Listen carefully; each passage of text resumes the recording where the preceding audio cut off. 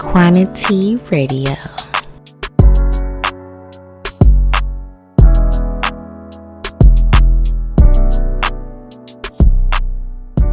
Welcome back to another episode of Quantity Radio. It is your host, Big Quan, not the little one, and we are back with another great episode for today. Now, today I'm doing something a little different. I've never had a government politician on the show. I mean, he's running, but I'm already saying he got it in the bag because we're gonna make sure he get those votes, right? So let's go ahead and introduce Mr. Sam Carpenter. How you guys doing? How you guys doing? Thank you for having me. Of course. How you doing today? Doing great. I'm doing pretty good. Just happy to be here. Definitely a fan of the show. So it was a blessing. It was that that we were connected and, we're putting this together. So I appreciate your time and, and helping me assist with getting my word out and letting my constituents know what I'm trying to bring to the city. Absolutely, of course. And you are a father, a DJ, running for District 5 City Council. You wearing a lot of hats right now. You know what I'm saying? So shout out to you for doing your thing and, putting on for the city right now because Stockton really needs somebody that cares and that's ready to put in that work. And that seems like what you're ready to do. That's what you're about. So I appreciate you. Thank you. So how you jump right into it? So I have a segment called Authenticity. Okay. So this segment is about telling the audience, telling your fans, telling everybody that's watching something that is uniquely accustomed to you. What is something that people don't really know about you that's unique about yourself? Wow. But y'all just smile. I mean, I would just say something that's unique. It's just that I don't know. I put people first. Okay. That's just something that's just very unique about me. That's why I DJ. That's why I'm running for city council. I just feel like God put me here to make other people's lives better, or to assist in what they got going on. So with playing the music and DJing, I'm able to turn people's energy from negative to positive with a switch up a song or, yeah, I just say something that's just unique. Something unique about me is I put people first, and a lot of people aren't really like that. I genuinely care about, my people and other people and making sure everybody's good. Okay. So you would say you are more of a selfless person. Yeah. Okay. Okay. We need a lot of that because some people they can be selfish, and I can attest to that because I have to learn that about myself. I'm like, I used to put myself first. And I'm like, I care. I'm a very empathetic person, sympathetic person. But in some ways, I learned that about myself. Like, you know what? Let me stop what I'm doing to put others first. I can wait. I can put myself on back. I know this can get done for myself. I want to make sure others are taken care of as well. Sure. And it makes you feel good afterwards as well. So That's the best part. That feeling you get afterward. That's the best part. that's the best reward right there. Okay, okay. So we're gonna jump into your background. Where you from? How did you grow up? What was your family dynamic like growing up? Mom, dad, siblings, things like that. And what was your upbringing like? Okay, I was born in Oakland, California. Let's pause that because I was thinking you was from the east side of Stockton, but you just lived there. You lived there, right? So yeah, let's get into that. So Go ahead. I was born in Oakland, West Oakland. Okay, West I moved to Stockton, Western Ranch, whichever there. When I was about 9 years old, grew up in a single family home. My mother raised me herself. Dad wasn't in my life. So she wanted to get me out of, that environment in Oakland, you know what I mean? And so she moved me out here. At the time it wasn't this bad. You know what I mean? It was still, but it wasn't this bad. But she moved me out here. I attended St. Mary's High School. That's where I went to high school at. And then I ended up going to Kimball in Tracy. And that's where I graduated from. I Wow.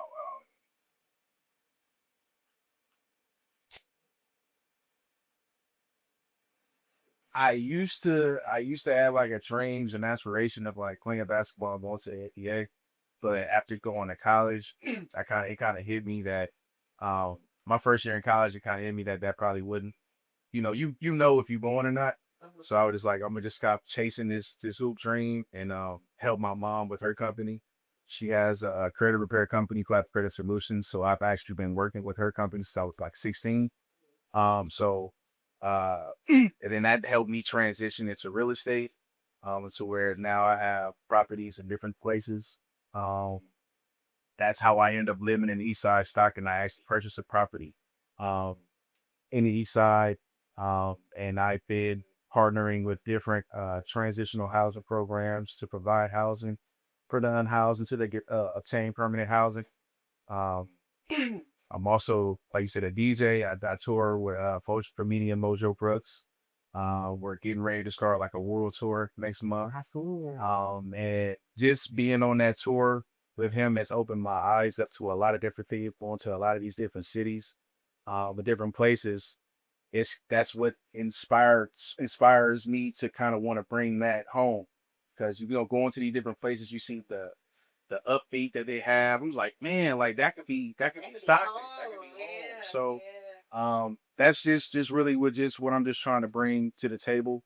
I want to help increase the entertainment side about here. A lot of people are afraid to come out here or throw against out here.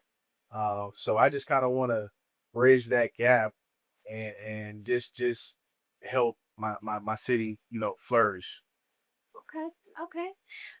So I want to go back to where we talked about basketball. So why did you feel like, okay, I got to give up these dreams of wanting to go to the NBA and play professional basketball?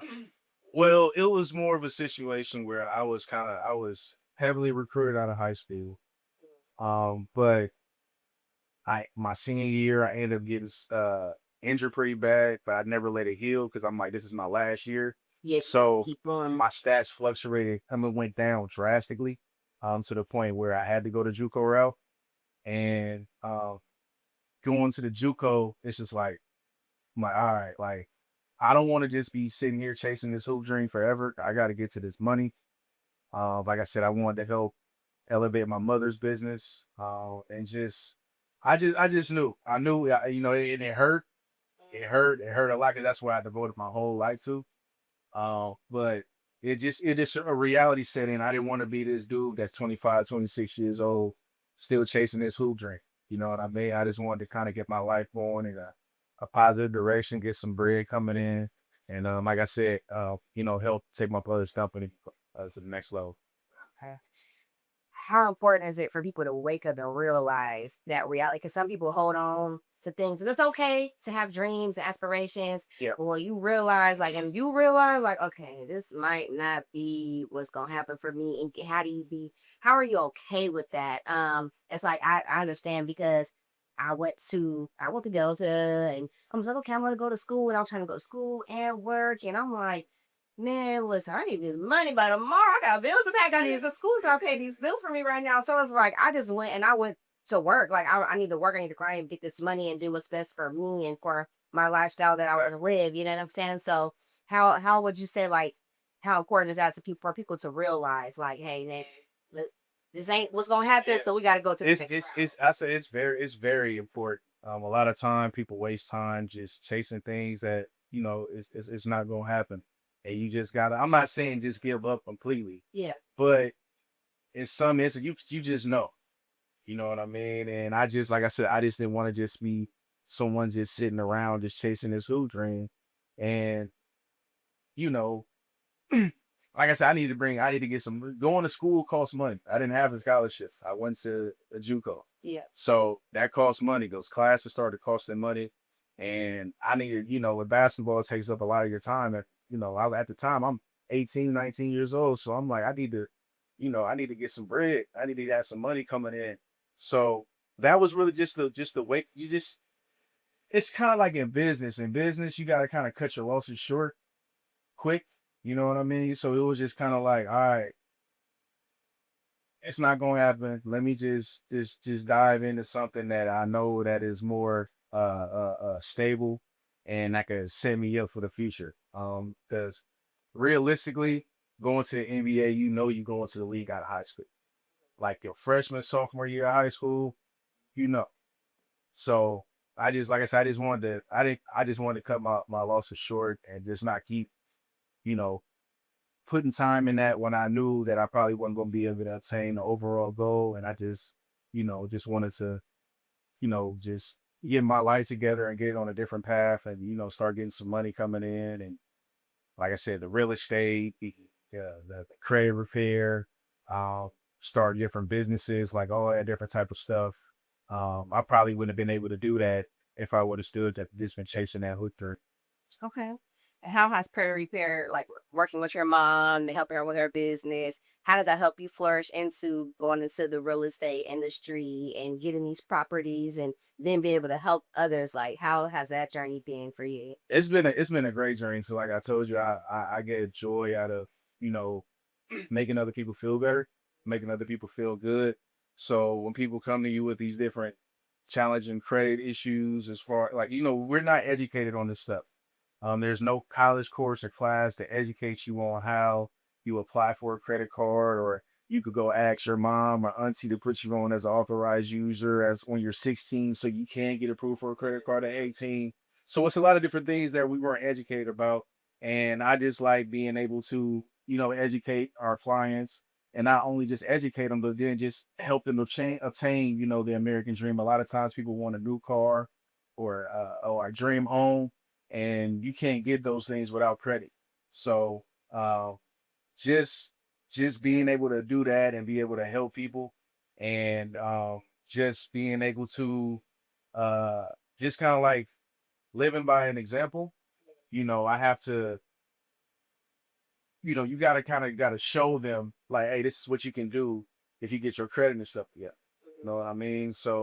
Um, so this just like my mom is a blessing. Like I said, she raised me by herself, no help. Um, like I said, pops wasn't around, so I was always just seeing what she was doing, and she always gained me up. I think my first toy was a cash register. Mm. So I think I remember at like 2, 3 years. I'm not gonna say my first toy, but like that was like Something that you remember, I vividly, she remember wanted you to vividly know. because she used to teach me how to. She would give me like little things around the house and say, "Hey, this is how much this costs. Give me the change back." Yeah. I knew how to write checks at an early age and all that type of stuff. So just being educated on financial literacy is just very imperative, and it's just something that we really just aren't educated on as a black community. And it's kind of just and that's what kind of has us behind to a sense. And I know with you running for city council for District 5, I know one of your missions is to get the youth more involved and Definitely. mentor the youth. So would that be something that you might possibly do to have classes for them? Definitely just a financial literacy class, teaching them, how they could start a business. Hey, y'all could go to Walgreens to go buy a case of water, 24 case of water for $5. You could sell each bottle for $2. Teaching them just different ways to, start making money and be, entrepreneurs. Um, that's just something that I'm really, really passionate about. Because a lot of us, like I said, we chase this hoop dream. A lot of us want to be rappers. A lot of us want to be entertainers. But a lot of times that stuff is just far fetched, and you can kind of touch the same money if you just get your finances in order. Yeah. I believe that some part of literacy, we've been taught fear when it comes to financial literacy. Like, oh, I don't know what I'm doing, or somebody gonna take my money, or I don't trust this person, and you just kind of keep your money in the shoebox, and you could be doing something with that money and having it work for you, so you work for your life. Exactly. Your item insurance policy you could take money out of 8 years from now. Like say you could buy a house with that. Exactly. Like it's a lot of different little things that we're just not educated on as the black community, and that's just a goal of mine that I have to just get us more educated and more up to date with what's going on, and not being so just distracted by all the unimportant stuff going on. Exactly. Okay, I love that. I love that. Let's jump into you becoming the DJ for Comedian Mojo Bricks. First off, how did that come about? Like, I seen on your page you was DJing at Tommy T's for him. So was that how that came about? Or? That's a crazy story. This is like my first time talking about it. So I ended up getting hired at Tommy Tiki's. And what was crazy, the first comedian that I had to BJ for was Mojo. Mm-hmm. So it was so I ended up, he had like 5 shows. I DJ'd those shows for him. And that kind of made me like really like, because I DJ like clubs and different events and stuff like that. So DJing a comedy show was just kind of like different. You still create the vibe in the beginning as people are walking in, getting drinks and ordering their food and stuff. But just knowing, okay, this comedian has, music played at this cue, this set. I wasn't really, didn't really know about that until Mojo. So he had a couple songs that need to be played during this set, so we killed it. He ended up getting like a standing ovation. And we just kind of been locked in, and he ended up coming back, I think like 7, 8 months later. And he came back to Tommy T's like 7, 8 months later, and I hollered at him. I was just like, hey brother, I would love the opportunity to, travel with you. You don't have to pay me nothing. You don't have to pay me nothing. I cover my own travel, my own flights, my own everything. I just want the experience and the opportunity. And I just want to show you I'm not just somebody that's just going to be around just trying to take a piece of the pie. You know what I mean? And he said, all right. You know what I mean? So we first couple cities, like I said, I took care of everything myself. And he was testing. Yeah. He was testing me, because you got to think about, at that level, you have so many people, so many different comedians coming around. Hey man, put me on. I'm not going. Hey, I'm not out. You don't gotta give me nothing. Yeah. But then as soon as you see them sold out shows and all that, like, hey man, can I? Like, I never asked for a thing. Yeah. I never asked for a thing. And then what happened was my grandfather ended up passing away, and no, it's my grandfather ended up passing away, so I kind of went like a little. I felt like I had like a black cloud, because like I said, I didn't have a dad, but my grandfather was like my dad. And that's who I'm named after, Samuel Carpenter. He's Samuel Carpenter Sr. So, so losing him, that kind of made me put me into like a depressed state, and I wasn't going to any of the shows. You know what I mean? And I didn't let bro know. I didn't let him know, like, hey, this had happened. So he's just like, oh, he thought I just wasn't showing up. So then he ended up coming back to Tommy T's, like, and we was like, hey man, what happened? Like, the last time last time we talked, you said you was on your way, and I ain't heard from you since. And I just like, hey man, my grandfather passed away on I got the phone call while I was on the layover, so I just immediately came right back. He had a heart attack in a parking lot at Home Depot. He was getting ready to, wow, it was Memorial weekend. Yeah, he was getting ready to barbecue. Yeah, he went to go get some coals and like collapsed right in the parking lot. So I got the phone call from my grandma immediately, came back home. And when I let him know all that, he was like, bro, you could have let me know. I would have got you there. I would have made sure you was good, all that. And I was just like, I know that. But I was just all like, but at the same time, I kind of had like a dark cloud over my head, and you have all these blessings coming in. And the energy is very transferable. So I didn't want to be around when I'm going through this depressed state, being around you, and then some could possibly, like I said, energy is very transferable. So he was just all like, he really respected that. And he was all like, man, you really, really solid. You know what I mean? So then what happened was I DJ'd those shows for him at Tommy T's again. So then he had a show in Atlanta, I think like that same week. My daughter was born 2 days later, right after that show. And so he called, so my daughter was born on a Tuesday. He called me Wednesday, like, hey, I need you to get to Atlanta. We got this theater show. I'm like, brother, I just had a daughter. He's like, bro, I know you just had a daughter, man. Just get to the show. Just get there. Ooh. I'm like, okay. All right, brother, I got you. So I get to the show. He calls me into the green room. We have a conversation.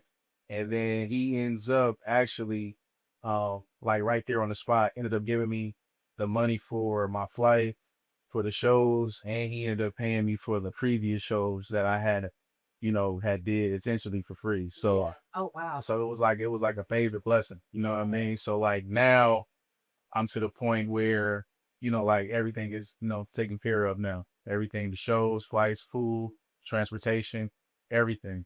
So it was just like a leap of faith and like investing in myself. So a lot of times people like to be a part of something and not really put nothing into it. Like this man had been doing comedy for the past 19 years. And, I just needed to show him like, hey, I'm not one of these guys that's just going to be around pocket watching. Like I'm really genuinely here to try to assist and make this the biggest tour ever. You know what I mean? And make you, take you to the top, what I mean? Where you already going to go. So, but yeah, that's how it happened. That's what his transition into, like, that's really like my brother now. Like he like that's Uncle Mojo to my daughter. Yeah, I see. You know what I mean? So like that's my dog, talks to my mom. I'm cool with all his family members. So we've developed a real brotherhood after that. Yeah. I love that.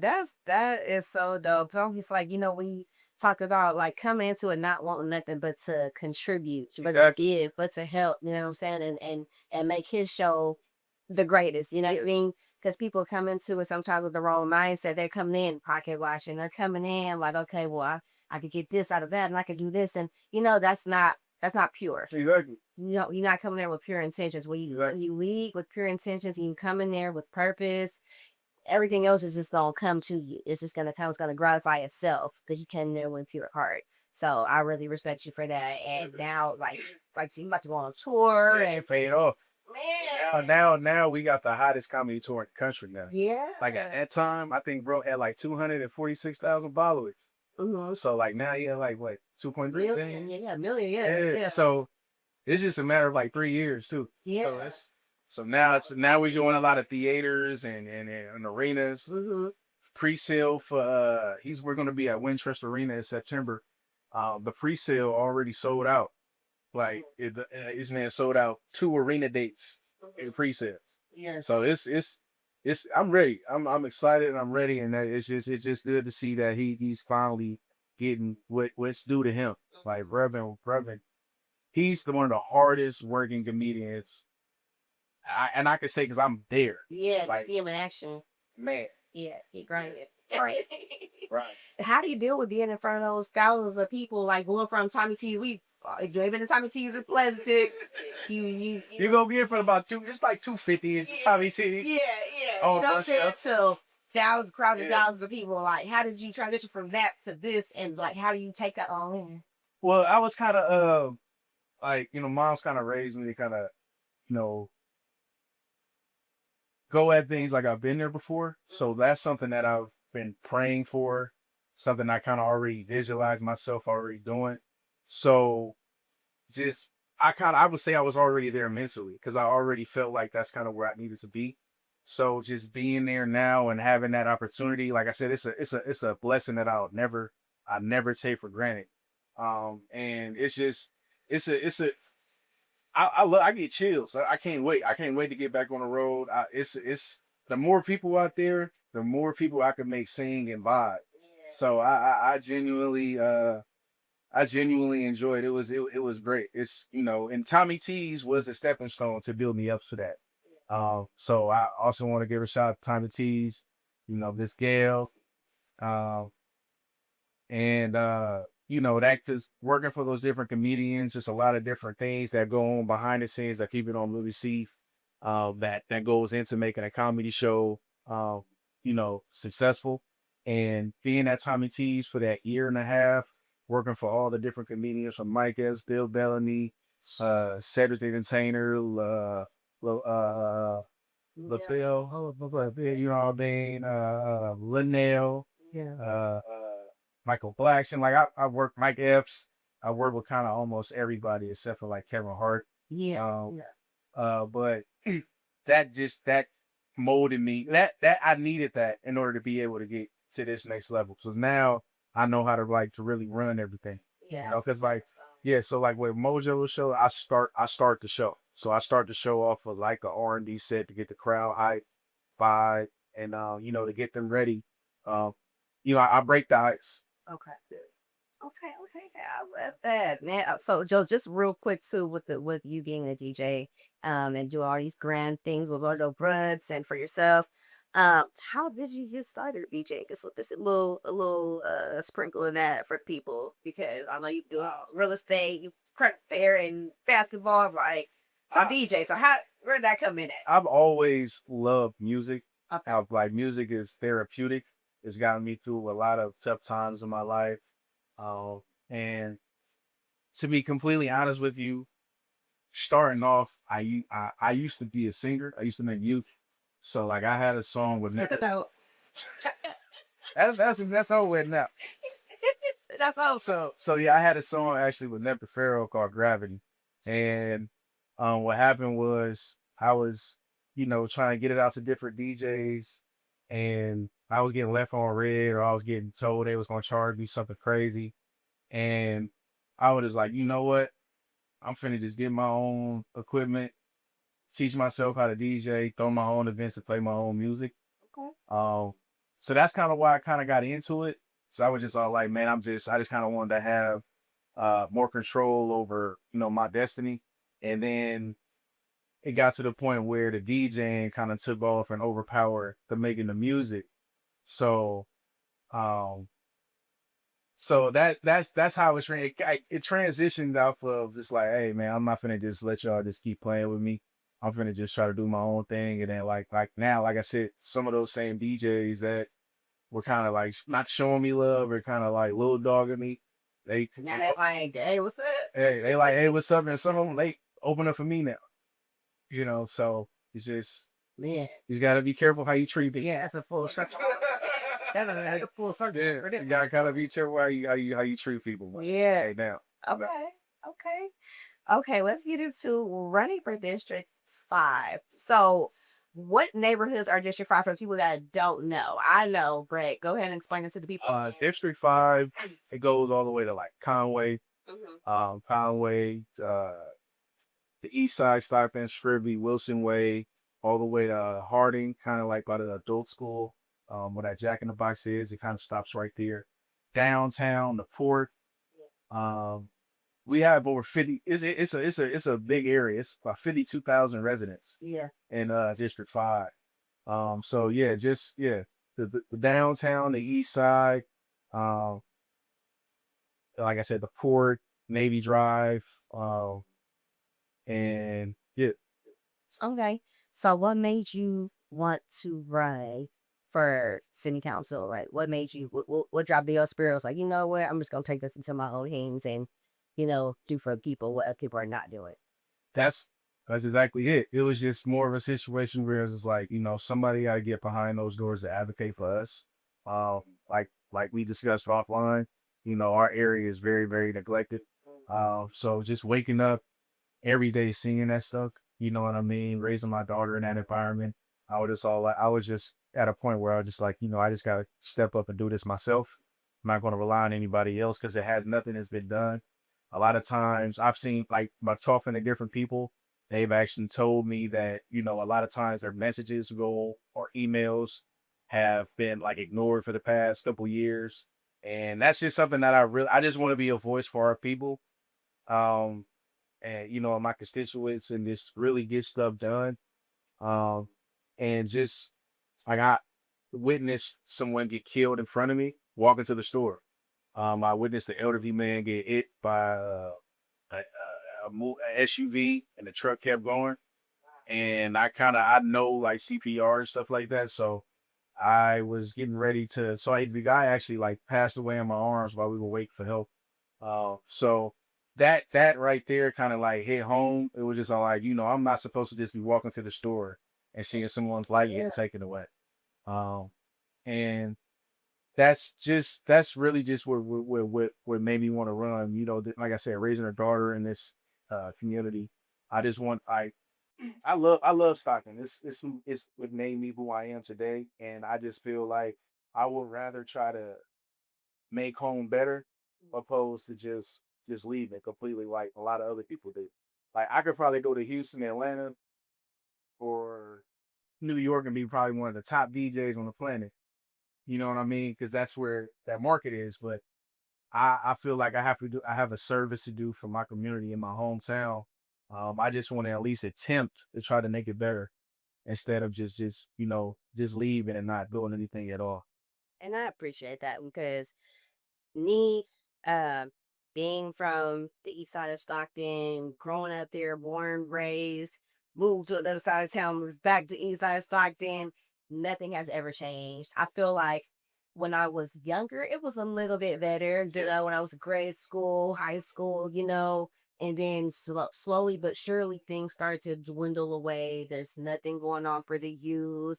I feel like the businesses, especially Main Street, that whole Main Street, downtown Stockton. We used to have a lot of businesses, a lot of black-owned Yes, businesses. a lot of black owned business. I'm talking about hair salons, everything. Look, I'm going to the church right there, to Christ Temple. Like, you know what? I'm just like, it's not the same, but it's just like some people just give up because we don't feel like anything is being done. And I can say that personally from myself. I'm just like, ain't nothing going on nowadays. Ain't nothing going on downtown. Like, I don't, like you said, like we talking offline, and a lot of people would take our money and we take it to the Bay Area. We're going to Sacramento. We're getting on the plane, flying somewhere else because we don't have that here. Exactly. And when we try to create that atmosphere here for Stocktonians or Stockton residents, it's just some BS always happens. The public safety. Yeah. So it's just like, yeah, like what do? We just, we can't just keep taking our money elsewhere. We want to put it here. We want to see it succeed. Definitely. That's what we want. So with all that going on, and what do you feel like your issues will be to tackle for Stockton? Because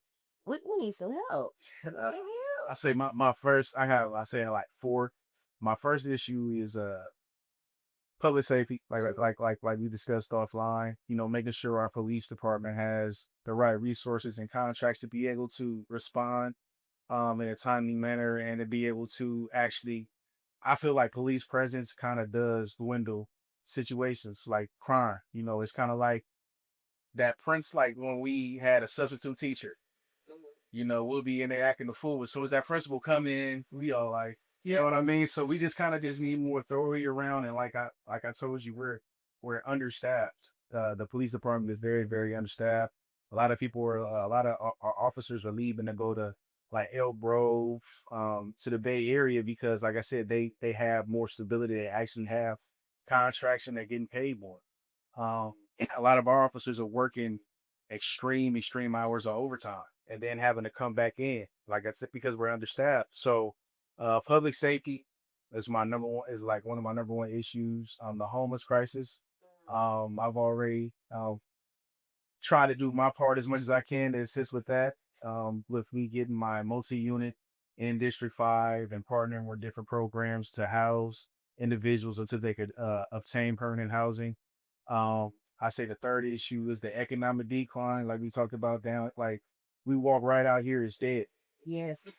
On a Sunday for sale signs, there's no music going. It's nothing going on out here. And Stockton is a very, very diverse, one of the most diverse cities in the country. And we have over 325,000 residents.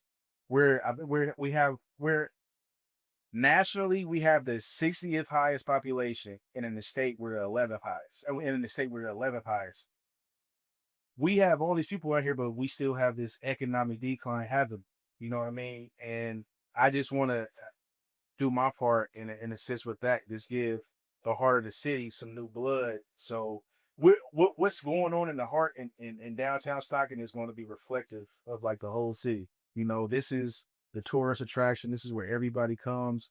And I just want to do my part to, bring it up just so we won't have to go to Modesto, Sac, and, the Bay Area, like the other places we discussed.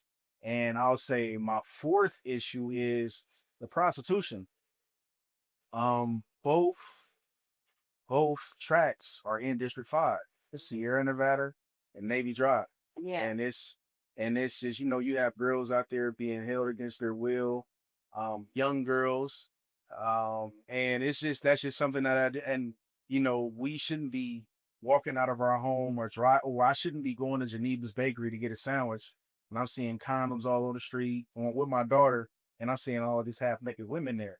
You know what I'm saying? And a lot of these women are being held against the will. They're being forced to do these type of things.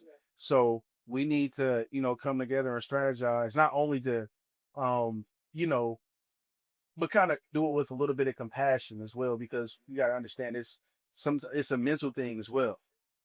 So just being compassionate and just understanding, you don't really know what someone's going through or why they're in this situation, or they could be held, like I said, held against their will, be forced to be selling themselves.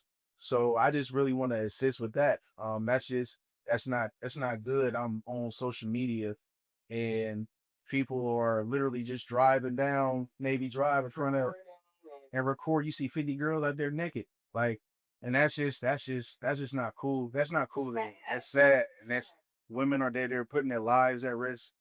And it's just something that I just want to assist. Cause like I said, both of the main tracks are in District 5, and it seems like it's getting worse. It's getting worse and worse. Like it's almost looking like I've seen when people put up Figueroa from LA. Yeah. Like it's starting to look like it's starting to become a hub. Like people are really just starting to highlight it. Like it's not good. It's not a good look for the city Yeah. at all. Yeah, and that comes with, you said, public safety, mentoring. 'Cause Yeah. a lot of them, they're young girls, so they need that guidance. Exactly. So if they're not getting that home, we provide some programs and things like Exactly. that to come and speak to them and get them with some therapists and things like that. That can help them and get them out of that lifestyle. Exactly. And then public safety. And just let them know that they have help. Just let Yeah. them know that, because a lot of times they depending on that person that's claiming that they should be dependent on. You know what I Yeah. mean? So it's like, no, you got people out here that really care about you, that could really assist and try to get you on the straight path forward, because you shouldn't be out there at 2, 3 in the morning. It's raining and you out there naked. Yeah. Like, you're not doing that because of you. Yeah. Doing that good. Yeah, Yeah. it's a whole thing right there. So Yeah. I would love to see that get cleaned up and get these girls on the right path. Yes, that So some type of schooling and programming and therapy and things like that, because it's much needed. exactly. I know you did have a little bit of adversity. Just even trying to get yourself on the ballot, even having to be a write-in on the ballot. Like, so when you go vote, you have to write your name in. Like that situation, people, taking down your signs and things of that nature. It's like, so how do you keep this positive mentality and just keep going on a positive note when it's all this adversity that's coming at you when they try to do good? Well, that's why I call myself DJ Hermetic. Hermetic needs to be tightly compressed and not allow outside influences. So getting into politics, I knew the crown was gonna be heavy. I knew it was gonna be all these different things and different adversity coming my way to try to, deter me, because when you're especially a black man trying to genuinely do good, it's a lot of different roadblocks. And that's just what I understood already getting into it. And it's unfortunate, what happened. I did turn in my nomination paperwork before the nomination period ended. I was assured by the clerk that if there was any issues, she will let me know before the end of the deadline. Like, this is documented. She even said this in the declaration. Like, this is documented. So that didn't happen. I didn't get notified until after the deadline. And Then they shorten the deadline. they shortened the deadline as well. So so it was supposed to end March 6th. Stockton ended March 5th. They were closed because they have something called a furlough Friday. So they're closed every other Friday. So technically, with that closure on Friday, it should have rolled over until Monday. And that's what other cities have done.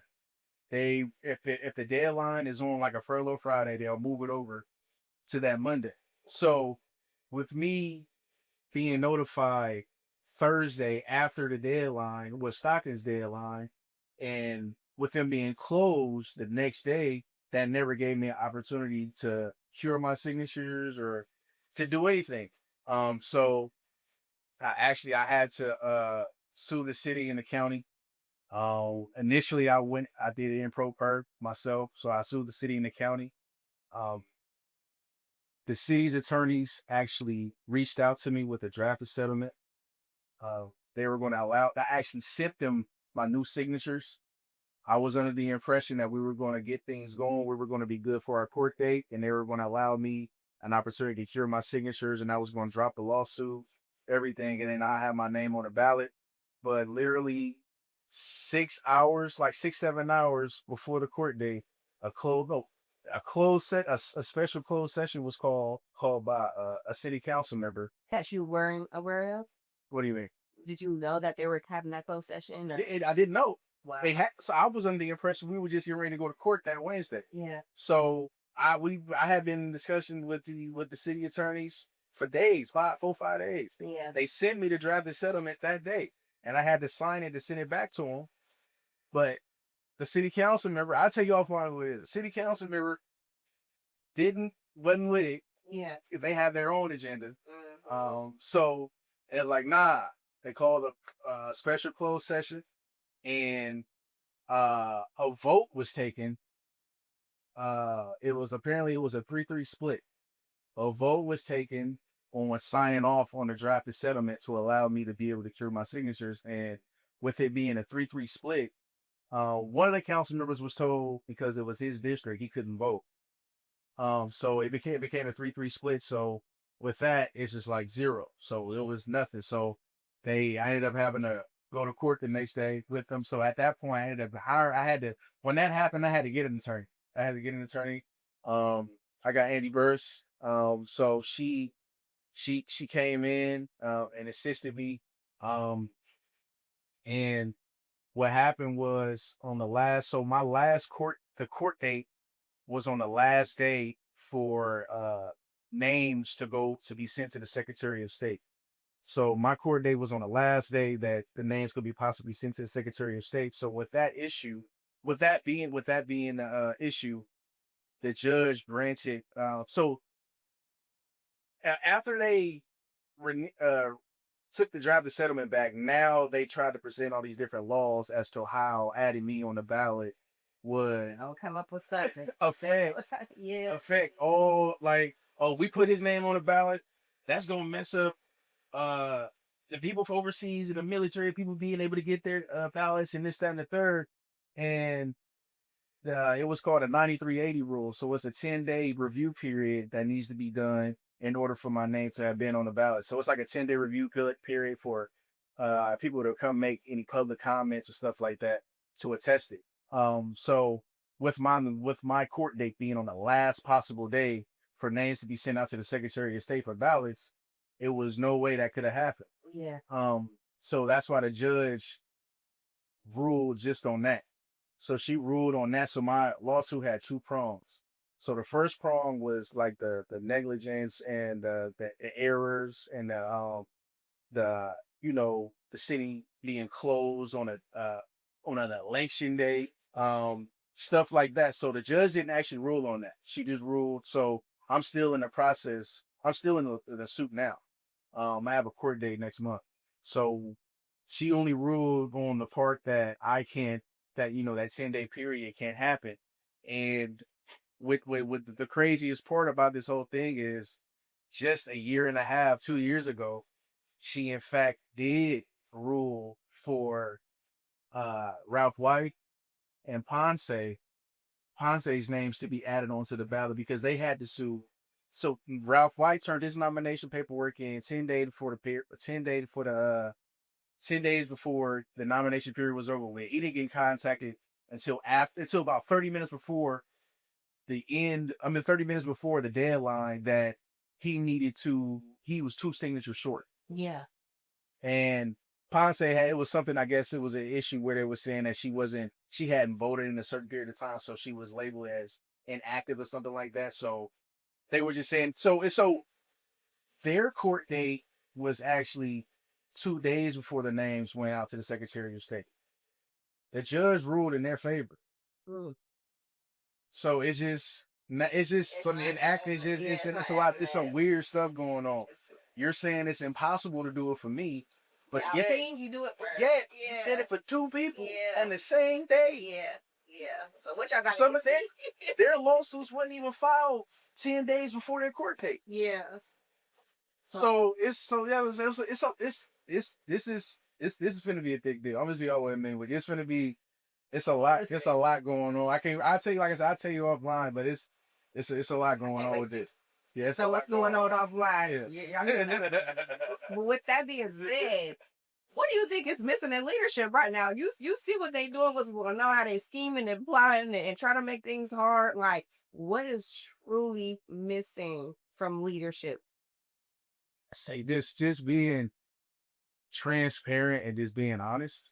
That's what's politicians get this negative rap. You know what I mean? That's because they're known to be liars and stuff like that. So I'm just trying to change that narrative and actually be honest and really put my constituents first. And that's just really not what's on city council right now. We have a lot of people up there with ulterior motives, people that have people running for different seats so they can have the whole overall vote when they put things on the agenda, and that's just not right, and that's just unethical. And that's why I was blocked, because I would have interfered with What they plan? what he had going on. So, and that's, like I said, just need somebody up there that's going to be honest, transparent, and somebody that's going to be strictly for the people, that doesn't have any background deals going on, any political ties, and that's me. If I had political ties or any background stuff going on, I'll be on the ballot right now. I wouldn't go and do what I'm going to. Yeah. But since I'm out here by myself When you're genuine.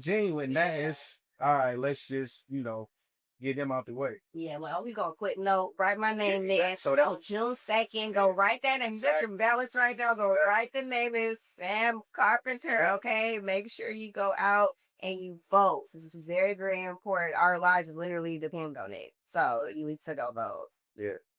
yeah. This is whole thing. We discussed that up where like people just don't go vote because we don't feel like we're being heard. That's what a lot of, especially Black people in America, we just like, man, I go out and vote, and this outcome turns out a different way. So what's the point? But no. Yeah, but we always got an excuse for something, though. Yeah. And that's kind of like disheartening for us. But it's just like, but we'll stand in line for them shoes. And for them Chris Brown and Usher tickets. For them Chris Brown and Usher tickets, you waiting in the queue for an hour. Yeah. It take you 5 minutes to go vote on something that really affects your life. Exactly. Because when Chris Brown and Usher go, they gone. They gone. Show is over. You know what I'm saying? You got to live in your city and deal with the politics that's going on at the end. You go to Vegas or LA or San Francisco to that concert, you still got to come home and see these homeless people on the street. Yep. See all these people with mental health issues, talking to themselves naked. Mm-hmm. That's mental. We need more things to help with our people mentally. Yeah. You know what I mean? A lot of these people aren't really. It's not really. It is drugs, but it's just a lot of mental health issues going on. It is. It definitely is. So, talking about mental health, June is Men's Mental Health Month. If you guys didn't know, June is specifically for men's mental health. And I wanted to ask, what keeps you grounded while juggling music, touring, politics, your daily life, being a father? How do you keep yourself balanced? How do you protect your mental health? To be honest with you, I meditate.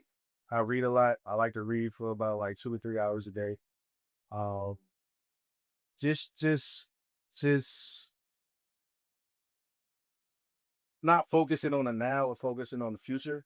Just understanding that like I said, I knew the crown was heavy when I put it on, and I feel like God gave me all these tools to be able to handle all these different things. So, and I enjoy doing it. That's why I'm not doing something I don't want to do. So that's why I kind of, it's a little bit easier, because I enjoy being a father. I enjoy playing the music that people love. I enjoy, housing people that are unhoused until they get permanent housing. Like, I enjoy helping people and just being a positive impact in my community. So that's what keeps me going. Just focusing on more of the positive than the negative. Okay, I'm at that. You always got to focus on positivity. That things are going to happen. Yeah. That was going to happen every day, but it's about how you perceive that and how you choose to move forward. Yeah, no. So, And fellas, take the time for yourself as well. I know it's a lot on us. You know what I mean? We gotta pay the bills. We gotta do a lot of different things that's on that are on our shoulders, and just keep the faith, man. Just keep working and just keep progressing, and just understand, like, wherever you're going through, man, you can change it. It's only temporary, So just keep fighting, just keep striving, And if you gotta go cry, man, go cry. Go get in that shower, go cry, man. You know what I mean? Just take that time to yourself. It doesn't make you weak. It doesn't make you're a human. You know what I mean? And it's only so many things that we can bear. So just take that time. You don't gotta be Superman all the time. Just take that time for yourself to get your yeah. If you aren't right, the family not gonna be right. I love that words of encouragement to the end of that piece. Take heed to that. Thank you so much for that. Um, I'm going ahead about the interview up. I usually say what you got coming up next, but you got hell of stuff coming up. You got tour. Voting is June 2nd. It's like you got stuff coming up. So I mean, when do the tickets? The tickets are already on sale, right? So the tour starts. 80% of the tour is already sold out. It's sold out. All right, so next month, Yeah, right? June 4th will Okay. be in Denver. Okay. That's to kick off the tour. But as far as locally, we'll be out here September 18th at the Paramount Theater in Oakland. Okay. So For sure. I still some tickets available. So if I gotta get my tickets and pull go ahead and grab them now, because I don't have no guest list. Yeah. Y'all have no guest list. Yeah. If you support the movement and really genuinely care and support what we got going on, man. Yeah. It's just Buy the tickets. yes, buy those tickets. And we'll link the tickets for in the description box below, so you guys can go ahead and get your tickets to go see him on tour live in September at the Paramount Theater with Mojo Brooks. So we're gonna make sure we link those tickets and make sure y'all go and vote June 2nd. Like I said, it's really, really important. Your voices do matter. Don't think that they don't. And let's make a difference for Stockton. So this is really close to home because I'm part of District 5, born and raised, you know what I'm saying? So it's really important that you guys get out and go vote. I will be going out personally myself and voting on June 2nd. So I see y'all at the polls. So any last words that you would like to have? Just thank you for your time. Thank you for this opportunity. This is like one of my first podcast interviews, so this is dope. I definitely appreciate it. Like she said again, it's very imperative that we get out and vote, and just understand that you do have a voice. You know, we are the majority. We aren't the minority. We just got to come together. And like June 2nd, District 5, you gotta you're going to see some names on the ballot. So I know it'd be a lot of little confusion. So you got to kind of, you're not going to see my name on there. You're going to see 5 names, and then you're going to see a line that says write in. You write in Sam Carpenter and bubble the line right next to it, and that's how the vote will count for me. It won't count if you don't do that. Okay, so yeah, just make sure you write in Sam Carpenter. You're not gonna see my name. You won't see at the bottom Sam Carpenter and bubble it in, and and get your ballot scanned or mail it, and and that's how it'll count. And yeah, and I appreciate all the support. Everybody that's been voting, I've been getting like a lot of little pictures, and people have been sending me like screen pictures of them voting for me and all that type of stuff. So I genuinely appreciate the people that do believe in me and that believe that I'm, genuinely going to, the best candidate for this seat, because I know I am. I know who I am, and I know what I could bring to the table and what I will bring to the table. And that's just somebody that's just going to be transparent, and you will always be heard with me. I'm going to always be accessible. I'm not going to just come around when it's time to vote like a lot of people do. I'm going to be at these churches. We're going to be at these different meetings, youth programs, start youth programs, doing different things and just really being active. So with me being on the road, I'm learning different things from other cities, and I'm just trying to bring that back here just to help us just get to where we need to go. Shout out to you, man. Y'all go vote. Make sure y'all like, subscribe, share this episode with your auntie, your cousins, and them, all your friends and family. And that has been another episode of Quantity Radio Podcast. We'll see you next time.